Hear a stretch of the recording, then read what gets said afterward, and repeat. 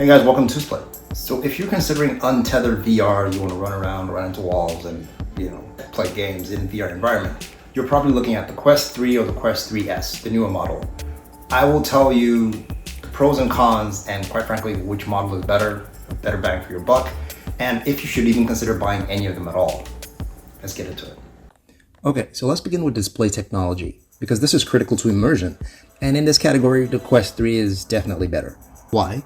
Because they use pancake lenses at a resolution of 2064 by 2208 pixels, which are thinner and sharper than the Quest 3's Fresnel lenses at 1832 by 1920 pixels.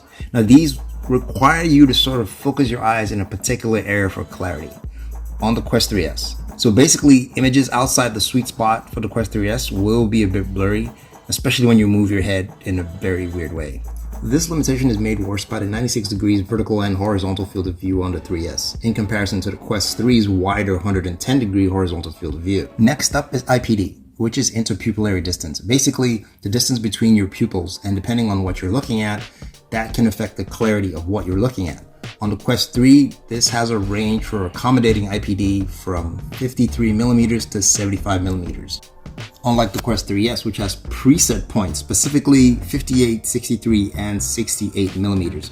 So if the sweet spot for your IPD, basically the distance between your pupils on your face, falls between any one of those points, tough luck.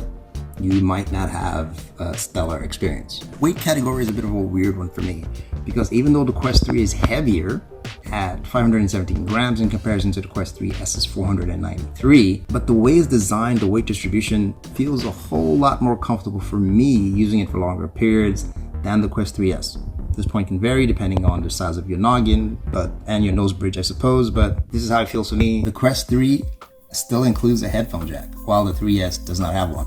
So basically, if you wanted to use a wired headset, it's a deal breaker for you, but it essentially means you have to use a Bluetooth headset if you wanted to use external earphones or headphones. And you have to ensure that they don't have connection lag, which can affect some headsets. Moving over to processing power, both the Quest 3 and 3S are running the same processor, so they will run the same content and games. But for how long? Well, the Quest 3S can eke out a bit more power in terms of battery life, with a runtime of about 2.5 hours, versus the Quest 3, which will end at about 2.2 hours. But your mileage will vary depending on what you're doing within your headset. So at least the Quest 3S wins on paper as regards battery life anyway.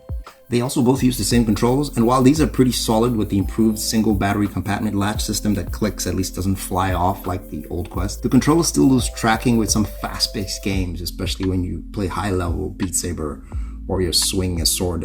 But anyway, that's in certain situations, but they are really good controllers. Long and short, the Quest 3 is the better bang for your buck, absolutely. And I know you're thinking, that's $200 more. And yes, $200 is a lot of money, but due to the length of use of these devices, you can find great deals online on social marketplaces and discount prices that you will almost negate that $200 difference and buy the Quest 3 if you really want it.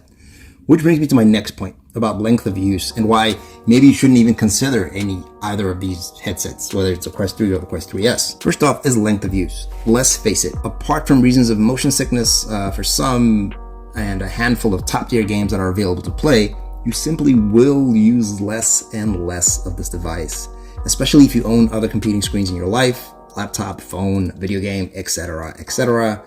And speaking of consoles, if you own a PS5, then the PSVR 2 will deliver a better gaming experience with LED displays and eye tracking, foveated rendering, but in my opinion anyway. Not to mention, you are tethered to the console like a leash, and that still comes with the risk of very excited players yanking their machines off the shelf when dodging bullets or whatever it is you do in VR. But that's a whole other video to get into. Another reason is considering how future-proof this is, and are you getting the best bang for your buck right now? The industry's on the verge of major shakeup with Samsung and Google about to release their headset with Android XR, which is heading towards the realm of Apple's Vision Pro with a more open source ecosystem, so hopefully a whole lot cheaper.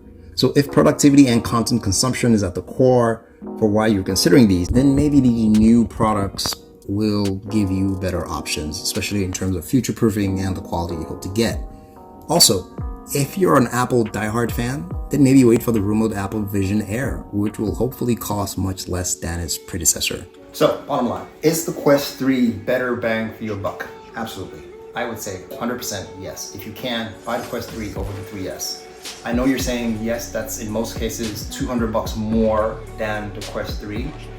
But if you look out for deals online, you will find a lot that bridge that gap, especially in social marketplaces, which brings me to my next point about how long people are keeping this, and should you even be considering buying the 3 or the 3S for that matter. So if you've ignored everything I've said about length of use, other options on the horizons, and you still need to buy the Quest, either between a 3 or a 3S, definitely subscribe to the Quest 3.